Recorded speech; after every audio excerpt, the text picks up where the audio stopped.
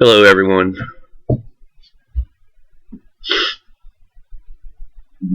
This is another super high quality video, and I just happened to think about something. Nagelpunk. I want to tell you the meaning behind that. This just now hit me because it's not what I would like to call my channel for what I'm doing, but it's the channel that I have, and I made it whenever, I think like in 2009 or something. But anyway, I had a dream. I think it was right around September 11th, 2001. Just because that's such a date that everybody remembers, and I know it was right around that time. I remember where I was living and all that, and I remember telling my kids about it and my wife about it at the time. My ex-wife now. I've been divorced since 2008. We've been separated since 2007, January 3rd. So it will be 10 years since I was a married man on January 3rd. That's hard to believe.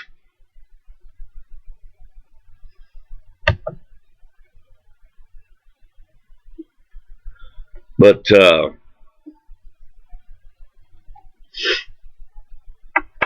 anyway, I had a dream at that time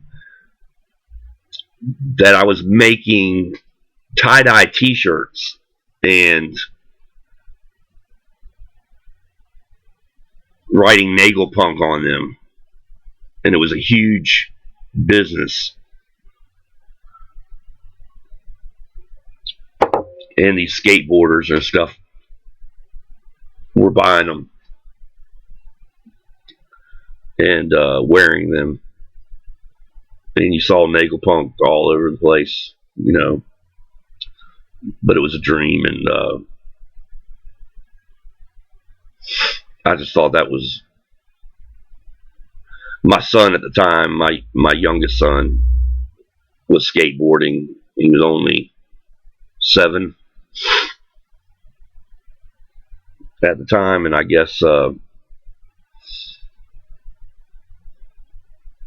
know, subconsciously or whatever, that's why it had to do with skateboarders, and I don't know. I don't understand everything about dreams, but that's another video. I do have my theories, and that's something we can discuss later. But anyway, that's where Nagelpunk came from. So eventually I'm going to change it.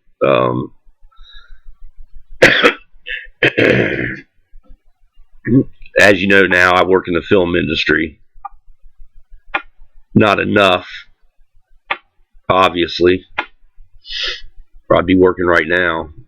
It seems like all my friends are working. I guess if I tried hard enough, I could be working right now for less money than I really need to make, but I haven't really put forth the effort just because of my current situation. It's kind of hard, but anyway,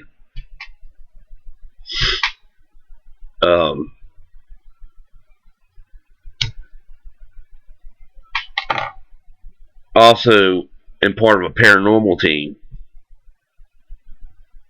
and the way we got together is pretty amazing as well. Almost as amazing as the James Franco story, which I'm going to finish here in a minute and tell you what makes that so amazing. But anyway, I'm part of a paranormal team, and so one of my friends on the team is going to helped me make a studio inside of the restaurant here, so there's a better background, um,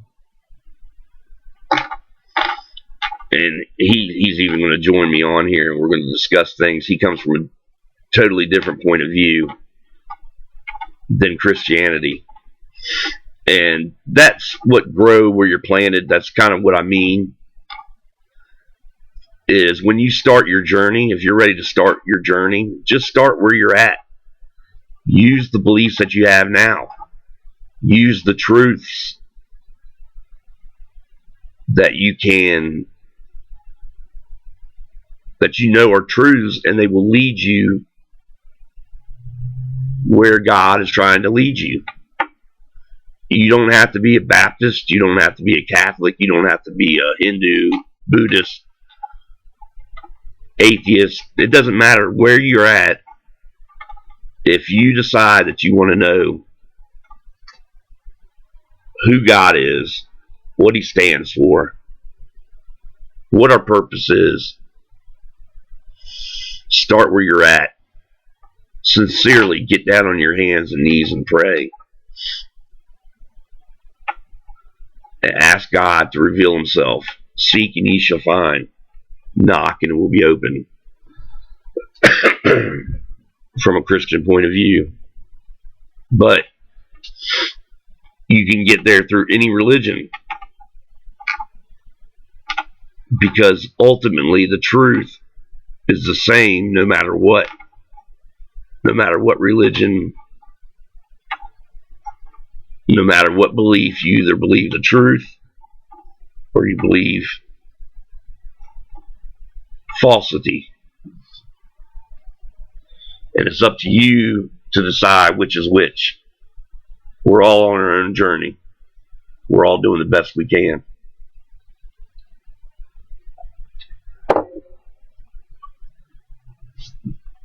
But the process involves shedding our egos, our facade that we put around ourselves, the person we pretend to be for this world. And the more of our ego that we shed, the more truth we let in, the more we love other people and put other people before us. And that's how you grow spiritually. And you can do it from anywhere, wherever you're at now. That's what I mean by grow where you're planted. Also on a physical, literal sense. You know, I'm here, I'm in Harrisburg, Virginia, Giles County, Virginia.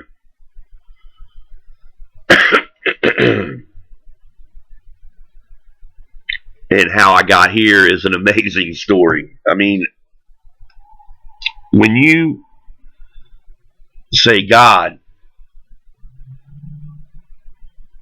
I give you everything. Lead me, guide me, show me the way, show me the truth. When you do that sincerely with all your heart, God is going to respond instantly. You just have to be open. And it changes your whole reality. You're just in another world. Unfortunately, it's not a bed of roses or a bowl of cherries or whatever you want to. It's tough. It's a process, and it's a painful process, but I think that it's better that we go through that process now than to live it up now and go to the next step, the spiritual world, the afterlife, whatever you want to call it, heaven or hell. It's better to experience that pain here now than wait, because it's just going to be worse.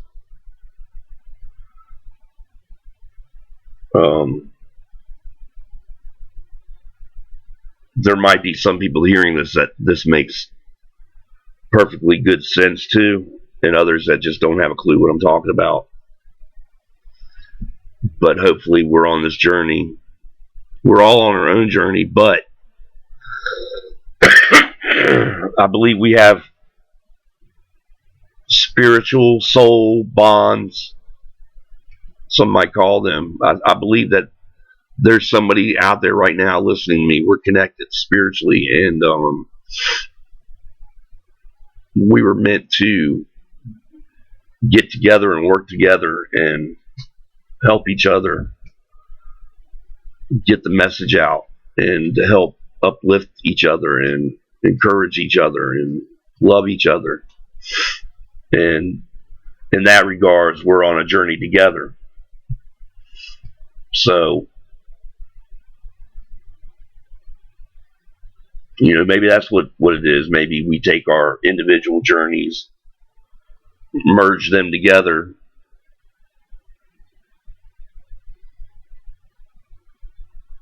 I don't know. I think that learning all this is a eternal process. There's always going to be something new to learn. And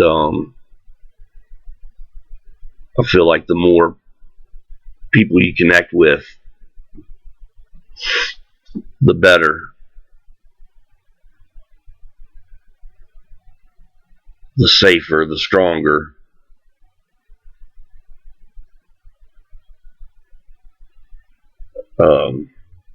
What God puts together, let no man take apart. Something else from the Bible. I know he was referring to marriage, but in that particular verse, but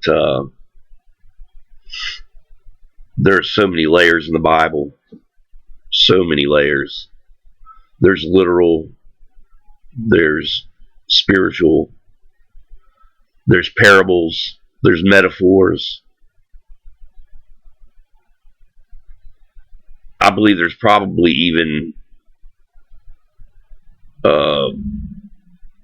falsities that man probably even manipulated some of it and tried to change some of it for evil purposes. But regardless, God will use it in a good way.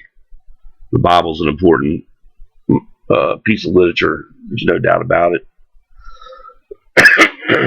But God works in mysterious ways, and once you're open to God directing your life,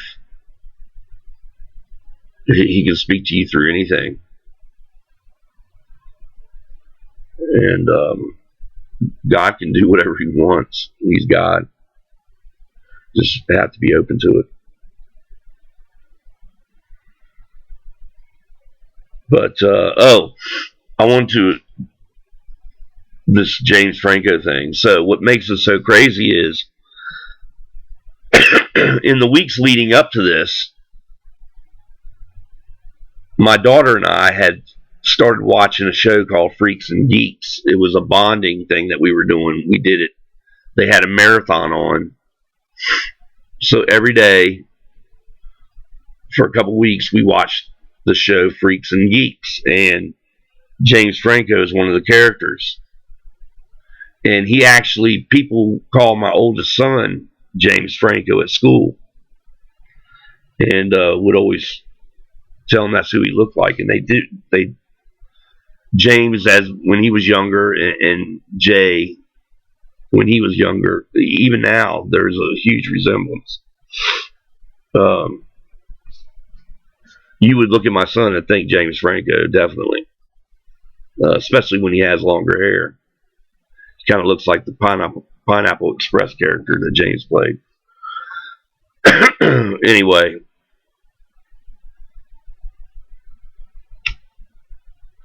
So my daughter and I were watching that show every day, and at the end of the marathon, the night that it was over, we went out and we rented the movie Planet of the Apes with James in it. And it was the day after that, I guess, that I went to the library, and the day after that, so 2 days later, here I am face to face with James Franco. And what I remember at that moment thinking was that Mike Murdoch, that televangelist, prosperity preacher, that I had came back from my out of body experience and heard these words that stuck out in my mind. Here I am face to face with James Franco after having just bonded with my daughter watching him for a couple weeks, and say you're one person away from your blessings and your dreams coming true. And so crazy stuff, but that's all for now. And this is actually very liberating. I'm probably going to be putting a lot of videos out. I love you guys. Bye.